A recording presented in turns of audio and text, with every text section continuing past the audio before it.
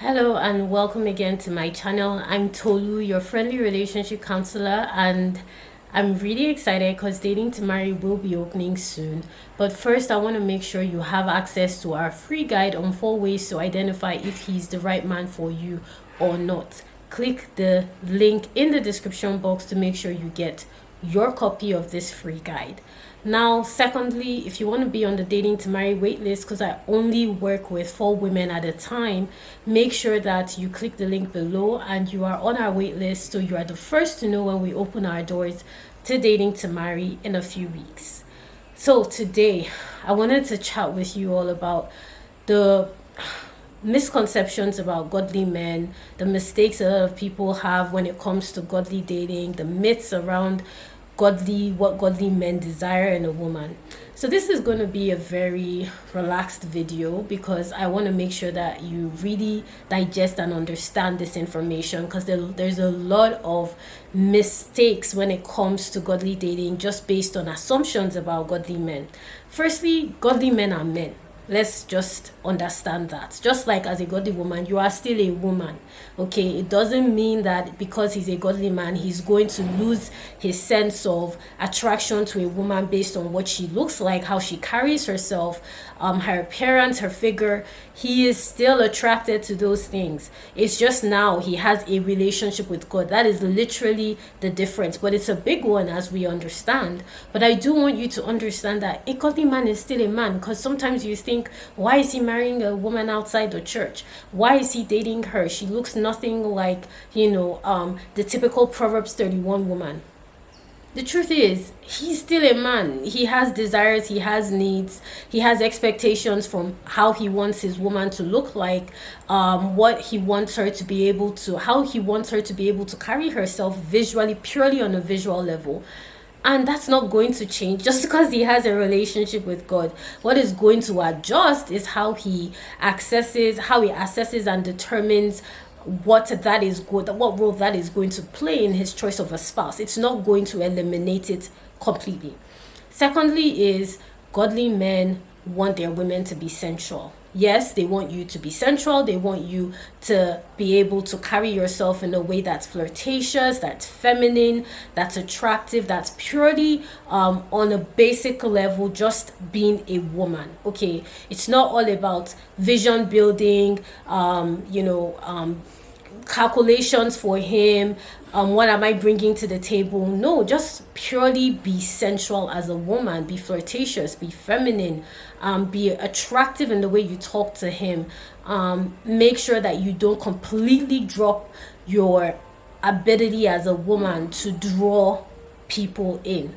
Okay, that's important to him as well. So he does desire you to be sensual. And I will even say that he wants you to be sexy. He wants you to be a woman. And sexy doesn't mean that you are dressed in your undergarments. No, sexy just simply means that you're attractive, you're appealing, you draw people to you because of the way you carry yourself, the way you talk, the way you dress, the way you take care of your appearance, the way you take care of your environment. That's what that means.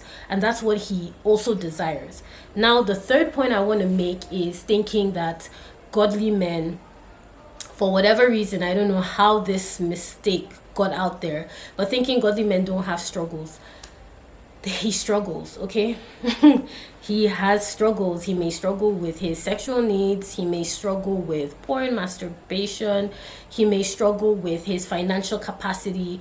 Godly men have struggles. Just because he follows God doesn't mean that he doesn't necessarily have an issue that he's trying to sort out in his life. It doesn't mean that he has areas in his life that are completely disorganized and disorientated. He does. The difference is just now he's working on that with the help of the Holy Spirit and in his relationship with God. So don't expect him to be perfect, because this whole idea of idolizing marriage, my husband, he's a man. He's a man that knows God, yes, but he has his struggles.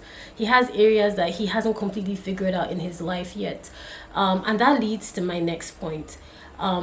Godly men are not perfect. Okay, so stop thinking that somehow he has attained a level of perfection that is going to influence the way he approaches you. He's going to know instantly that, oh, this person is for me. He's going to know instantly that, oh, this is the person that I want to spend the entirety of my life with. This is the person that is my wife. He's not going to know that immediately, not in all cases.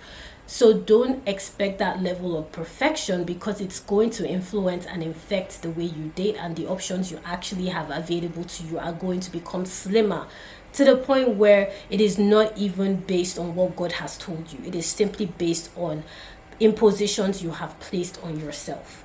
So it's important you understand that they are not perfect. They do have, by they I mean godly men, they do have areas that they need to work on. They may not even be perfect pursuers. So what I mean by that is they will stumble and struggle. I've seen this a lot as a counselor. A lot of godly men struggle with knowing how to pursue a woman properly. They're still trying to figure that out. So I'm not in any way saying just sit there and wait for him to come to you. No, sis, by all means, explore your options. I'm just giving you the reality on ground, which is that you need to be realistic in how you carry those expectations into the dating scene. Another mistake is thinking godly men aren't attracted to worldly women. They are, just like you are attracted to worldly men as a woman. I'm sure of it. So just because you're now a Christian doesn't mean that your physical desires are going to drop off your body. It just means that now you are filtering them through a different container, and through a different process of conviction. It's the same way with godly men. They're going to be attracted to worldly women, and in some cases a godly woman doesn't necessarily look like how you expect her to look like. I said in some cases because depending on what your own construct of what a godly woman looks like, that would influence what that case will look like for you, right? But a godly man is still going to be attracted to a worldly woman because she's a woman and he's a man. Okay, like I keep emphasizing. So don't expect that because he now follows God, he's not going to be attracted to a worldly woman. He just won't decide to pursue her. Or even if he does decide to pursue her, his own process will be different and specific to his desires for marriage and his relationship with God. So it's not for you to judge, it's not for you to determine his choices based on that relationship with God. But I do want you to understand that because he's a godly man doesn't mean you can expect him to suddenly stop having desires or attraction towards worldly women. And then another point I really want you to get is godly men are going to make mistakes. They're going to make mistakes as they're dating. They're not perfect, like I've said before. But in terms of mistakes, I mean, even when you are courting, you will find that there are instances where you have to support him you didn't necessarily expect. You will find there are instances where you have to cover him that you don't even feel equipped for, because it's a process of learning through courtship if you are called to marry one another in God's will for you both. So don't expect him to somehow have all the answers, because he really doesn't. He is a work in progress. Even when he becomes your husband, which is my next point, he is still going to be a work in progress. He is still a man. He's still somebody's brother. He's still a colleague, a co-worker, and he is still a father, you know, when you do have children and so on and so forth. Or even now, he may be a father. So don't expect that container of what you expect in a godly man to meet your desires through and through immediately you meet him. He may have been in a previous relationship where he had a kid. He may not be in the best financial situation. He may be, not as spiritually mature as you. And I have a video on that here because I believe it's very important. He may not necessarily fit into your ideal of what you expected when you wanted to marry a man of the faith, and I have another video on that here that goes into that in detail. But I do want you to get this, and if you want me to work closely with you in dating to marry, in getting clarity around what the right man for you looks like, make sure that you are on our wait list, because I am only working with 4 women, and I do want to make sure you have the opportunity to be one of those 4 women when we do open in a few weeks. Finally, they don't know what they want all the time. Thinking godly men know what they want all the time is a mistake. They are, when a man is pursuing you, yes, he's very clear. But when I say want, I'm clear on that word want. He may not necessarily know if he wants to travel to London today or go to America tomorrow. And you can kind of put that into granular form in terms of your relationship. Maybe he doesn't know if he wants to go to restaurant A or if he wants to go and see a movie instead. This will translate in different ways when you are dating him, but I do want you to understand that he isn't going to have all the answers. So let's wrap this up. Godly men are still going to be attracted to worldly women. They do want you to embrace your femininity and your sensuality and to be sexy as a woman of the faith. They do want you to understand that they have their own struggles. They may even have struggles sexually, porn, masturbation, addiction of one way, shape, or form. They have their struggles just like you have your own. They will know how to pursue you, but they may struggle in the the efficiency of it, okay? Which is why I encourage women to date multiple men until you are in a committed, exclusive relationship. If not, you're not doing yourself any favors.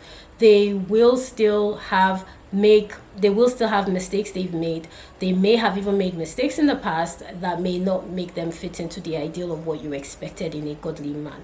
Okay, so I know this video has helped you. Don't forget to like, comment, share, and subscribe. You can check out these other videos and get on our waitlist for dating to marry, as well as get yourself a copy of the free guide so you know the 4 ways to identify the right man for you. Until next time, bye.